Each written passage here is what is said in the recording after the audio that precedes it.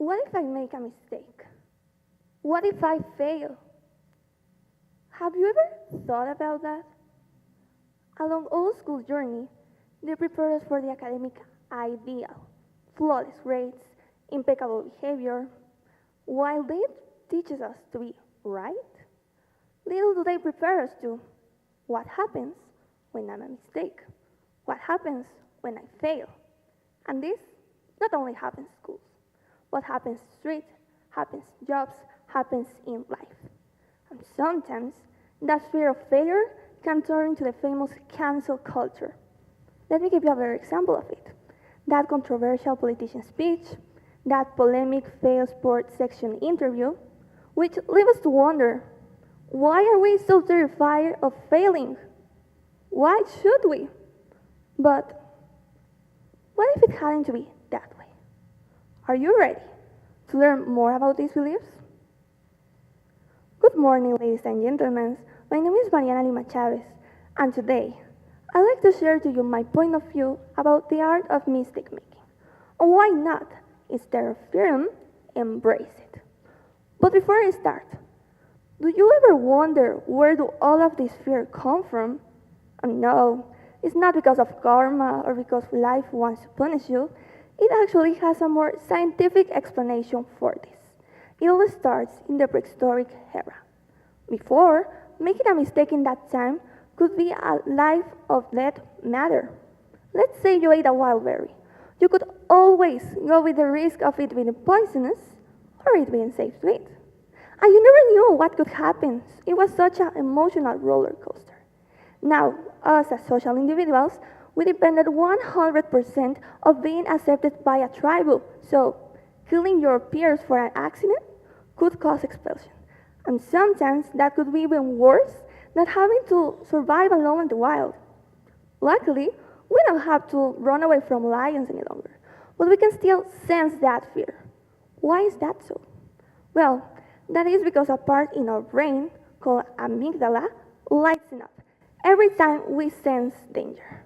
And well, when you're doing a school exposition, it's not because you're going to die or because it's social suicide, it's your just nervous system sensing it as a life-threatening hazard.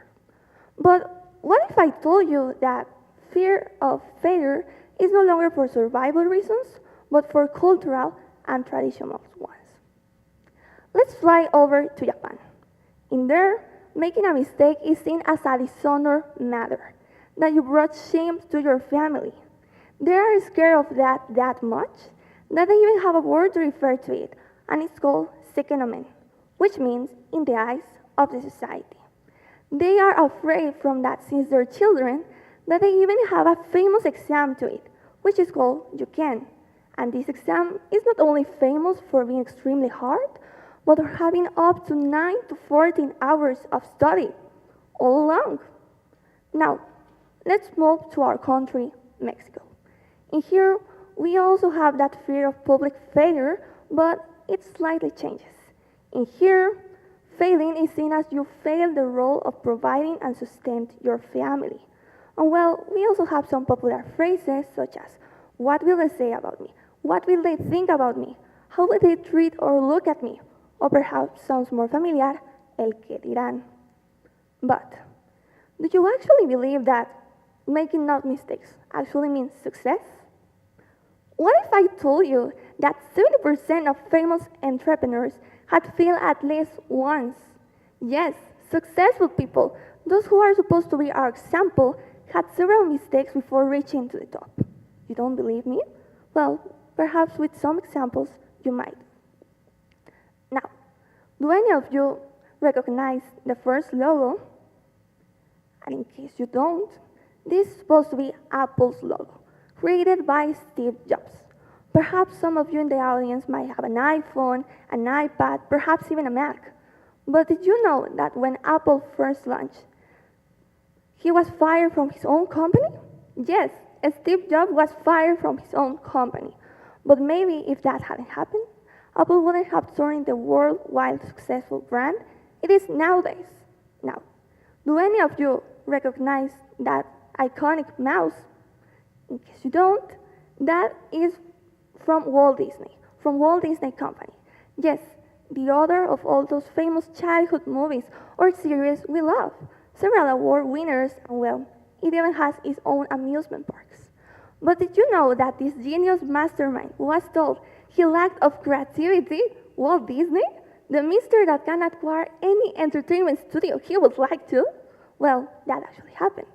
And finally, do any of you recognize this shoe wear? Well, those are Crocs. These comfortable shoe wear some of you might have at home. But did you know that when Crocs for lunch, they were labeled as the ugliest shoes ever? Such a fashion catastrophe, don't you think? Now, what can we learn from all of these successful people? Perhaps you already know this, perhaps you might not, but I'm going to explain you anyway, because that's why I'm here. What they all have in common is their mindset.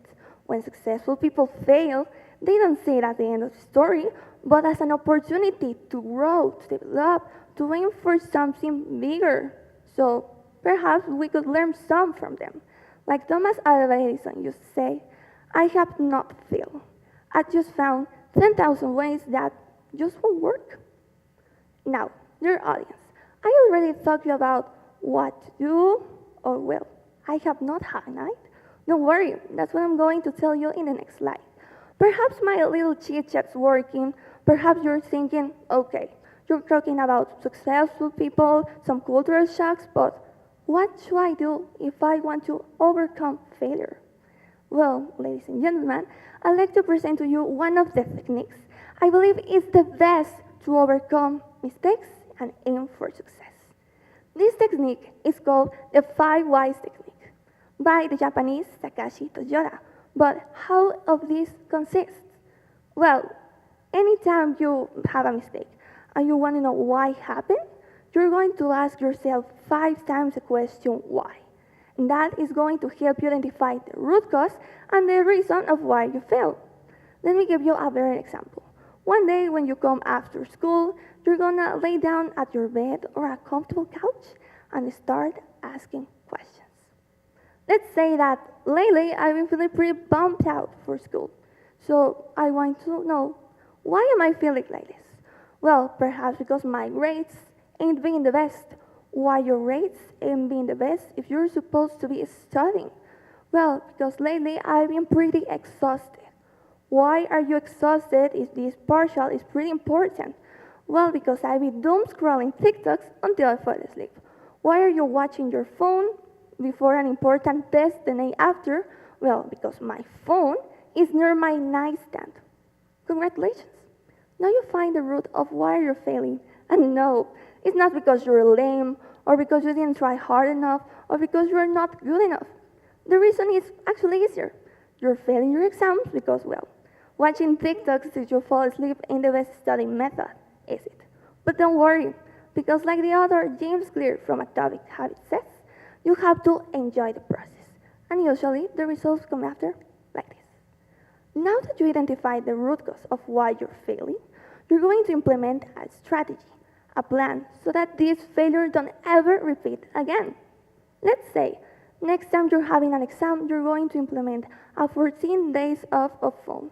And that is going to help you with having better sleeping hours, and well, having better results at your exam.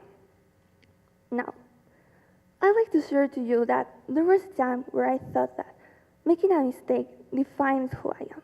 That made me worthless. The truth is, it was never the mistake itself. It was I who decided to punish every time my expectations weren't as high as I thought they were. But now I realize I was just another victim of what society told us success must look like. And yes, it can be pretty scary sometimes to keep on going through when you already failed before. But you have to try again and again and again until you actually make it. Because doing things, even though you're terrified and not sure what's going to happen next, is one of the bravest things you could ever do. What if that mistake was needed to happen in order to realize that the choices you were taking, the decisions you were making, weren't the right ones? What if that mistake helped you rethink your path? And yes, again, it can be pretty scary sometimes, but in the end, we're humans, not robots. failing is a natural process of ourselves. It means we're alive. So why should we fear of that? So, dear audience, I'd like to invite you all to, next time you make a mistake, don't see it as the end of your story, but as a start, an opportunity to start over. See it as the angel, the fuel to something even greater, even bigger. The world's most famous success starts with the most famous mistakes. So don't let a tiny slip-up define your story. Be the writers of your own path. Because after all, this TED Talk is not just about why are we terrified of failure? It's about what will you do next when it happens. Because I can assure you it will happen. And in the end, the choice is up to you. Are you going to cry? To crumble? Are you going to allow to your world to stop?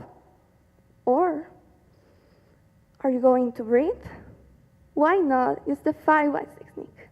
Be brave and become better. Thank you so much.